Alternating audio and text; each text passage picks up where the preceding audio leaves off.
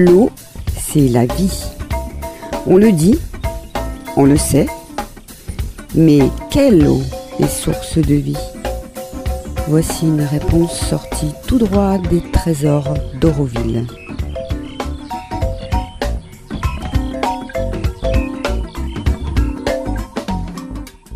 Aujourd'hui, Auroville Radio à Aquadine.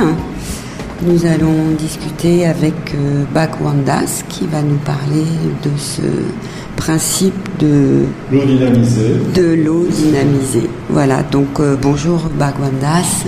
Bonjour.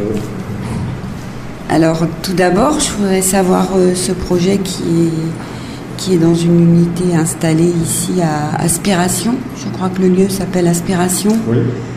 Voilà, je voudrais savoir depuis combien de temps il est ici, depuis combien de temps il est à Auroville, comment il est né ici, quels sont les protagonistes, et voilà, toute cette histoire bienveillante autour de l'eau, si tu pouvais nous la raconter un petit peu. Oui, avec grand plaisir, parce que c'est une histoire, c'est vrai, qui est passionnante. D'abord parce que l'eau, comme tout le monde sait, est fondamentale à la vie et à la santé, et que en plus, elle a des dimensions cachées, ou tout au moins qu'on a oubliées, et qui sont ces dimensions particulières, plus au niveau énergétique de l'eau, qui sont à l'origine de toute l'histoire. En fait, cette unité d'Aquadine a démarré dans les années 94, donc à peu près 19, presque 20 ans, dans cette région d'Auroville, d'Aspiration, et à travers un petit atelier de recherche qui a été créé pour retrouver, construire une technologie qui a été mise en place par des scientifiques français dans les années 60, et qui permet de restituer à l'eau une énergie fondamentale qui permet de définir en fait cet élément de dynamisation qu'on appelle, qui crée une eau vivante.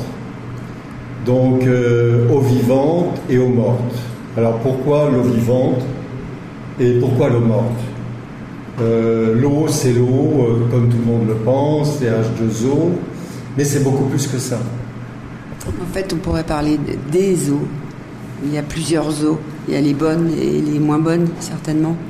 Oui, bien sûr. C'est-à-dire qu'en fait, l'eau, fondamentalement, a la même origine, a la même constitution, mais dans ce qu'elle renferme, dans ce qu'elle amène avec elle, en fait, il y a beaucoup d'éléments. L'eau a la capacité de retenir, d'attraper toutes les informations, de prendre justement tous ces éléments. C'est pour ça qu'elle nettoie.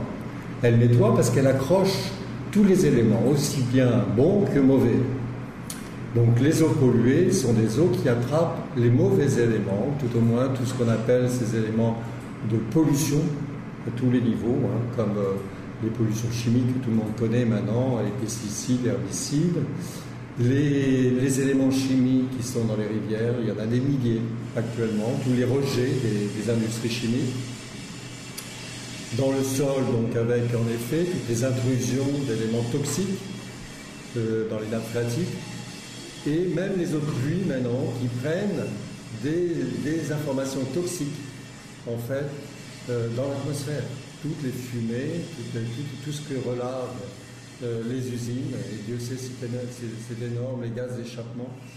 Et tout ça, l'eau a la capacité d'attraper avec cet élément particulier qui fait l'objet justement de cette eau vivante, c'est-à-dire que la molécule d'eau est